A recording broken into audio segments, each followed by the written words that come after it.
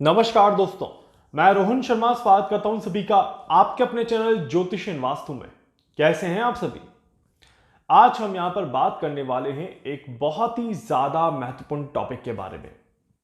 साल 2024 की शुरुआत होने वाली है और साल 2024 भारत के लिए कैसा जाने वाला है। भारत की कुंडली 2024 के लिए क्या कहती है, किस तरह से चीजें हमारे देश में चलते हुए नजर आएगी, कौन कौन सी चीजें अच्छी रहेंगी, कौन कौन सी चीजों पर हमें काफी ज्यादा सावधानी रखकर चलना होगा, सारी जानकारी मिलेगी आपको इस वीडियो में। अंत तक देखिएगा ताकि कोई भी चीज आपसे मिस ना हो जाए। आप सभी को मैंने 12 राशियों की कुंडली तो बना करके दे ही दी है। 12 राशियों के लिए 2024 का साल कैसा जाएगा अगर आप जानना चाहते हैं तो आप मेरे चैनल पर जाकर के देख सकते हैं, उसमें आपको सारी इंफॉर्मेशन डिटेल में मिल जाएगी। बात कर लेते हैं यहां पर भारत की कुंडली के लिए 2024 का साल क्या लेकर के आ रहा है। देखिए, अगर आप सभी ने एक चीज नोटिस करी होगी तो पिछले 3-4 सालों से अगर हम देखें तो पलक झपकते ही समय ने परिवर्तन कर दिया। बहुत जल्दी समय ने अपने आप को बदल दिया, बहुत जल्दी समय आगे बढ़ता हुआ चला गया। 2019 खत्म हुआ, कोरोना की बातें शुरू हुई और कोरोना की बातें शुरू होते होते कोरोना काल निकल गया। कोरोना काल के बाद कोरोना से डरते सहमे बचते बचते हम आगे बढ़ते गए और पलक झपकते ही 2023 का साल भी यहां पर निकल गया और 2024 की शुरुआत होने वाली है। पीछे मुड़कर देखते हैं तो लगता है अभी तो कोरोना आया था, अभी कोरोना पूरी तरह से दिमाग से मन से निकला भी नहीं और हम इतना जल्दी आगे बढ़ते जा रहे हैं। तो ये एक खासियत है समय के पहिए की कि समय कितना ज्यादा रफ्तार पकड़ता हुआ यहां पर चल रहा है। ऐसे में 2024 का जो साल रहेगा ये एक महत्वपूर्ण साल बन जाता है क्योंकि ये उस रफ्तार को थोड़ा सा स्लो डाउन करेगा। ये उस रफ्तार में आप सभी को बताएगा कि समय के साथ चलें, भागने की जरूरत नहीं है और समय से पीछे रहने की भी जरूरत नहीं है। आपको अपने जीवन को लेकर के सचेत होने की यहां पर जरूरत है। इस वजह से 2024 एक बहुत महत्वपूर्ण ईयर यहां पर बनने वाला है।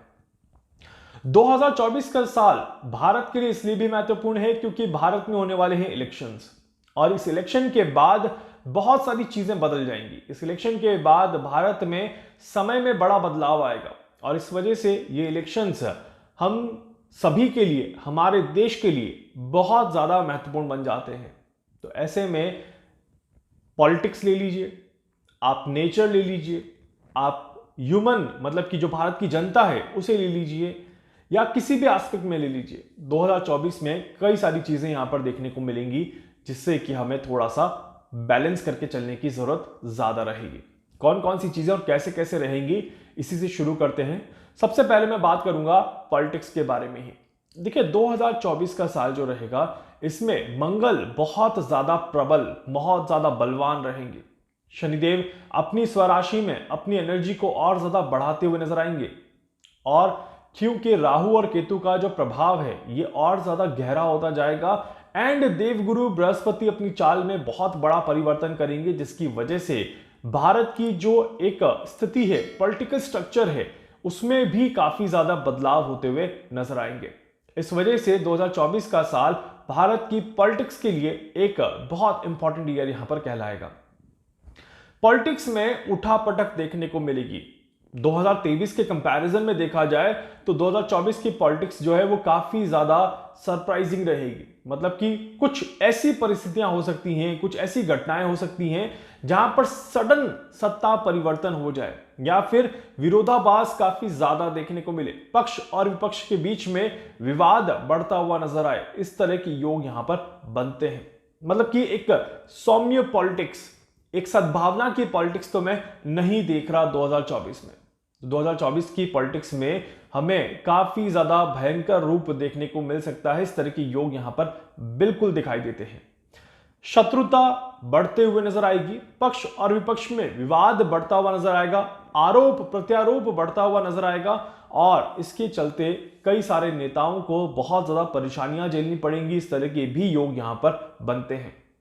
मैंने अपने पिछले वीडियो में भी कहा था और अभी भी कहूंगा कि 2024 के साल में काफी ज्यादा इंडिकेशंस यहां पर दिखाई देते हैं कि भारत की पॉलिटिक्स के लिए समय जो है वो बहुत ज्यादा पॉजिटिव यहां पर नहीं दिखाई देता। और इसमें यहां पर बड़े नेताओं को किसी बड़ी परिस्थिति का सामना करना पड़े जो कि थोड़ी सी मुश्किलें लेकर के आए, तो इस तरह के योग यहां पर जरूर बनते हैं। ऐसे में किसी बड़े नेता के साथ कोई गंभीर हादसा हो जाना, किसी बड़े नेता के साथ कोई दुर्घटना का हो जाना, किसी बड़े नेता को किसी तरह से बहुत बड़ी परेशानी का झेलना यहां पर क्लियरली दिखाई देता है। मैं गलत शब्दों का प्रयोग नहीं करना चाहता, पर देखिए हर तरह की चीजें यहां पर दिखाई देती है। जैसे कि कोर्ट के जरिए किसी नेता को कोई सजा हो गई तो उसके भी चांसेस यहां पर बनते हैं। किसी बड़े नेता का आकस्मिक निधन हो जाना, इस तरह के योग यहां पर बनते हैं। किसी नेता के ऊपर किसी तरह का कोई हमला हो जाना, इस तरह के भी योग यहां पर बन रहे हैं। मैं किसी नेता का नाम नहीं बोल रहा यहां पर क्योंकि मैंने नाम की कैलकुलेशन नहीं करी, बट यह जरूर कहूंगा कि यह समय में नेता पक्ष के लिए बहुत ज्यादा अच्छा समय नहीं है। यह नेता पक्ष का भी हो सकता है, विपक्ष का भी हो सकता है। कुछ ऐसे पर्सन जो पॉलिटिक्स से रिलेटेड हैं और उनके ऊपर इस तरह की गात आ सकती है, इस तरह के चीजें देखने को मिल सकती हैं, तो यहां पर बिल्कुल बिल्कुल इसकी योग यहां पर बनते हैं। और इसकी वजह से मैं जरूर कहूंगा कि जो नेता गलत रास्ते पर रहेगा उसके लिए तो यह साल बहुत ज्यादा कठिन है, बहुत ज्यादा कष्टदायी है। और जो नेता सही रास्ते पर चलेगा, जनता की भलाई के बारे में सोचेगा, उनके लिए यह साल काफी ज्यादा बेहतरीन रहेगा। बट यह समय है जहां पर कानून के शिकंजे में कहीं न कहीं चक्रव्यूह में फंसते हुए नजर आ सकते हैं। इस तरह के योग यहां पर बन रहे हैं। अब देखते हैं कि कौन कौन से नेता रहेंगे, किस तरह की चीजें रहेंगी, ये सारी चीजें हमें जरूर देखने को मिलेंगी। अगर मैं छोटा सा कंपैरिजन करता हूं बीजेपी वर्सेस कांग्रेस के बीच में, तो मैं जरूर कहूंगा कि कांग्रेस के लिए यह साल एक इंपॉर्टेंट साल रहेगा। कांग्रेस को यह मौका मिलेगा जहां पर वो अपनी पार्टी को संभाल सकती है और एक नए सिरे से एक नई शुरुआत करके नई एनर्जी के साथ भविष्य के लिए अपने आप को प्रेजेंट कर सकती है। इस तरह के योग यहां पर बनते हैं। मतलब कि बीजेपी के लिए रास्ता जो है वो थोड़ा सा मुश्किलों भरा रहेगा, तनावपूर्ण रहेगा और बीजेपी को संघर्ष के साथ आगे बढ़ना पड़ेगा। इस तरह के योग यहां पर बनते हैं। कुछ नए संघर्ष बीजेपी के लिए यहां पर बिल्कुल शुरू हो सकते हैं। इस तरह के योग यहां पर आ रहे हैं। अब बात कर लेते हैं यहां पर पॉलिटिक्स के साथ ही एक बहुत इंपॉर्टेंट टॉपिक जुड़ जाता है यहां पर, वो है हमारे देश की सुरक्षा, हमारे देश की सीमा व्यवस्था, हमारे देश के विवाद किस तरह से रहेंगे। क्या भारत को बाहरी देशों से सपोर्ट मिलेगा? क्या भारत को बाहरी देशों के साथ कोई संघर्ष करना पड़ेगा? इस तरह के योग बनते हैं या नहीं बनते हैं? देखिए, भारत की जब मैं कुंडली देखता हूं तो डेफिनेटली यहां पर पूर्व दिशा, ईस्ट डायरेक्शन में कहीं ना कहीं कोई कोई तनाव दिखाई देता है। इस तरह के योग यहां पर बन रहे हैं। भारत के ईस्ट में या भारत के वेस्ट में इस तरह के योग यहां पर बन रहे हैं कि कोई बड़ा हादसा होते हुए दिखाई दे, कोई बड़ा धमाका होते हुए दिखाई दे। इस तरह के भी योग यहां पर बनते हैं। खासकर second half of the year या मिड ऑफ द ईयर जो है वो भारत के लिए, बाहरी देशों के लिए बहुत अच्छा नहीं है। मतलब कि बाहरी देशों से संपर्क के लिए भारत के लिए यह समय बहुत अच्छा नहीं दिखाई देता। यहीं पर अगर मैं बात करूं तो डेफिनेटली बहुत स्ट्रॉन्ग चांसेस है कि नॉर्थ ईस्ट डायरेक्शन में या ईस्ट डायरेक्शन में अशांति का माहौल बढ़ता हुआ नजर आएगा। और अशांति की वजह से भारत के अंदर स्थितियां जो है वो थोड़ी सी गंभीर रूप ले सकती है। इस तरह के योग यहां पर बनते हैं। यह अशांति बाहरी कारणों से भी हो सकती है और यह अशांति आंतरिक कारणों से भी हो सकती है। इस तरह के योग यहां पर बन रहे हैं। मोर ओवर, जहां तक मैं देख पा रहा हूं, मई जून जुलाई के आसपास का जो समय रहेगा यह काफी ज्यादा क्रिटिकल समय यहां पर देखा जा सकता है, जहां पर कोई बड़े हादसे हो जाना, कोई बड़ा आंदोलन हो जाना, किसी तरह की विद्रोह घटनाएं होना या फिर किसी तरह का कोई सीमा विवाद होना। इस तरह के चांसेस बहुत ज्यादा स्ट्रांग दिखाई देते हैं और भारत की सरकार को बहुत ज्यादा बैलेंस करके इस समय को निकालना होगा। इस तरह के योग यहां पर बनते हैं। पश्चिमी बंगाल के लिए अगर मैं बात करूं तो डेफिनेटली ये समय संघर्षपूर्ण समय रहेगा, बहुत अच्छा समय यहां पर नहीं दिखाई देता। अरुणाचल प्रदेश की अगर मैं बात करूं तो वहां पर भी अशांति, मिजोरम के आसपास अशांति बनी रहेगी। इस तरह के योग भी यहां पर बनते हुए दिखाई देते हैं। उम्मीद करता हूं कि ज्यादा कोई परिस्थितियां खराब ना हो। अब बात कर लेते हैं यहां पर महंगाई के बारे में।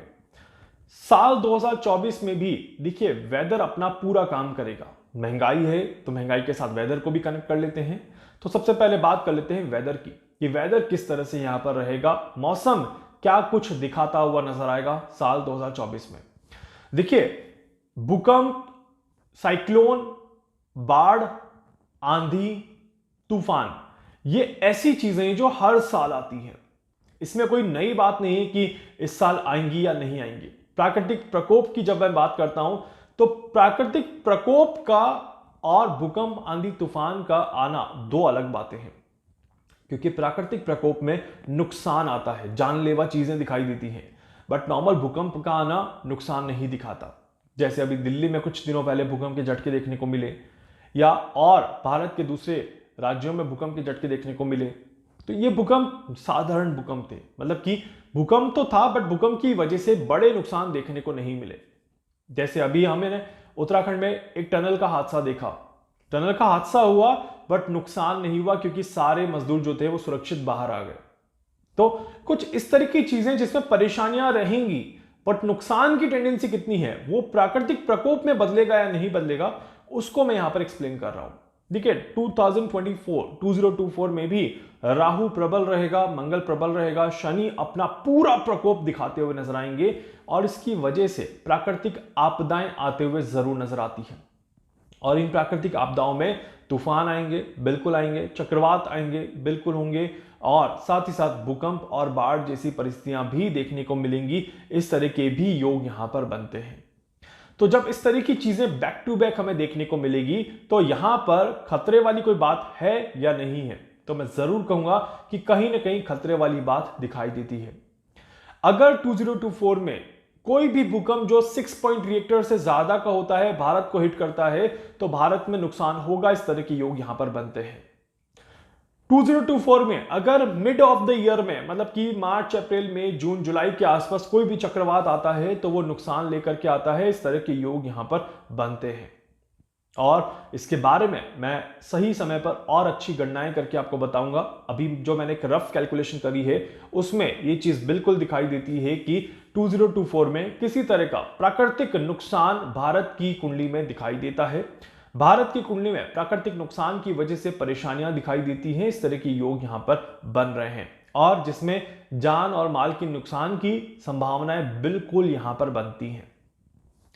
क्या 2024 में बारिश अच्छी रहेगी, मौसम अच्छा रहेगा या सूखा पड़ेगा? देखिए अगेन 2024 भी बारिश को लेकर के यहां पर मैं जरूर कहूंगा कि अल्पवृष्टि के योग यहां पर बनते हैं, मतलब कि कम बारिश यहां पर दिखाई देती है। कम बारिश का मतलब है कि कुछ इलाकों में तो काफी अच्छी हो जाएगी बट कुछ इलाके काफी ज्यादा सूखे रहेंगे। और गर्मी अगर हम यहां पर देखें तो डेफिनेटली यहां पर रहेगी ही रहेगी, बट वेदर में यहां पर 2024 में सर्दी का पैरामीटर बढ़ता हुआ नजर आएगा। इसको हम आगे जाके और भी एक्सप्लेन करेंगे। बारिश काफी ज्यादा डिसबैलेंस रहेगी और बारिश के डिसबैलेंस होने का मतलब है कि सीधा सीधा फसलों को नुकसान पहुंचना, सीधा सीधा किसानों को नुकसान पहुंचना। और इस वजह से जब फसलों को नुकसान होता है, जब किसानों को नुकसान होता है तो डेफिनेटली क्या होता है, फसलें अच्छी नहीं होंगी। फसलें अच्छी नहीं होने की वजह से महंगाई बढ़ेगी, वस्तुओं के दाम बढ़ेंगे और इसकी वजह से काफी ज्यादा परेशानियां देखने को मिलेगी। इस तरह के योग यहां पर बन रहे हैं। पेट्रोल के दाम बढ़ते हुए नजर आएंगे, सोने के दाम अभी भी बढ़ रहे हैं और 2024 में भी बढ़ते हुए नजर आएंगे। इस तरह की योग काफी ज्यादा दिखाई देते हैं। तो आप सभी को बहुत ज्यादा बैलेंस करके चलना जरूरी है यहां पर। और पहले से ही ध्यान रखें कि आप सभी जो भी किसान हैं जो वीडियो देख रहे हैं, उनसे जरूर कहूंगा कि फसलों को अच्छे से आप बैकअप लेकर के जो भी प्रोसेस है उसमें बारिश को ध्यान में रख करके आप काम करें तो आपके लिए थोड़ी सी आसानी यहां पर जरूर बनेगी। और बाढ़ की स्थिति की वजह से भी यहां पर कुछ परेशानियां इस तरह से रहेंगी कि फसलों को नुकसान पहुंच सकता है। इस तरह के योग यहां पर बनते हैं। तो इस वजह से फसलों को बचाना और अपने महंगाई से अपने आप को बचाना, ये हमारा एक परम उद्देश्य यहां पर बन जाता है। इकोनॉमिकल स्ट्रक्चर की जब मैं बात करता हूं हमारे देश के लिए, तो 2024 में भारत के लिए इकोनॉमिकल स्ट्रक्चर में कुछ महीने सुधार के और कुछ महीने परेशानियों के देखने को मिलेंगे। ओवरऑल पूरे साल का इकोनॉमिकल स्ट्रक्चर देखें तो एक एवरेज इकोनॉमिकल स्ट्रक्चर देखने को मिलेगा। बट रियल एस्टेट मार्केट में एक तरफ बहुत ज्यादा तेजी और फिर एक तरफ काफी ज्यादा डाउन ट्रेंड भी देखने को मिलेगा। इस तरह के योग यहां पर बनते हैं। इस वजह से इकोनॉमिकल स्ट्रक्चर काफी ज्यादा डिसबैलेंस रहेगा और गोल्ड में काफी ज्यादा अप ट्रेंड देखने को मिलेगा। इस तरह के योग काफी ज्यादा स्ट्रांग देखने को मिलते हैं। इसके अलावा यहां पर देखा जाए तो 2024 में भारत की जनता को बहुत ज्यादा बैलेंस करके चलना होगा। हालांकि कोई बहुत ज्यादा क्रिटिकल स्थितियों का सामना नहीं करना पड़ेगा, कोई बहुत बड़ी परेशानियों का सामना नहीं करना पड़ेगा, बट यस, देश को एक पॉलिटिकल स्ट्रक्चर में बहुत बड़े बदलाव की वजह से काफी बड़े झटके लग सकते हैं। इस तरह के योग यहां पर बनते हैं। यही उम्मीद करता हूं कि हमारे देश में किसी तरह की कोई नेगेटिव टेंडेंसी ना देखने को मिले और हमारे देश का किसी दूसरे देश के साथ कोई संघर्ष ना हो और किसी दूसरे देश की वजह से हमारे देश में कोई परेशानी ना हो। ओवरऑल कैसा रहेगा, क्या रहेगा, समय रहते रहते कौन कौन सी घटनाएं घटेंगी, इसके बारे में मैं आपको और ज्यादा जानकारी आने वाले समय में जरूर दूंगा। ये एक मैंने ब्रीफ कैलकुलेशन करने की कोशिश करी है कि 2024 में भारत की कुंडली का स्ट्रक्चर कैसा बनता है और कौन कौन सी चीजें हमें देखने को मिल सकती हैं। उम्मीद करता हूं कि आप सारी जानकारी स्टेप बाय स्टेप समझ चुके होंगे और उम्मीद करता हूं कि आप इसी तरह से अपने आने वाले भविष्य को भी प्लान कर लेंगे, क्योंकि मैंने आपकी कुंडली के लिए भी आपको बता दिया है और भारत की कुंडली के लिए भी मैंने आपको बता दिया है। उम्मीद करता हूं सारी कैलकुलेशन आपको समझ आई होगी और आपको अच्छी भी लगी होगी। वीडियो को लाइक कर दीजिएगा, चैनल को सब्सक्राइब कर दीजिएगा, बेल आइकन पे जरूर से क्लिक करिएगा। कुछ पूछना चाहते हैं, कुछ जानना चाहते हैं, अपने बारे में कुछ भी समझना चाहते हैं, आप मुझसे संपर्क कर सकते हैं। मैं पूरी कोशिश करूंगा आप सभी की हर संभव मदद यहां पर कर सकूं। धन्यवाद।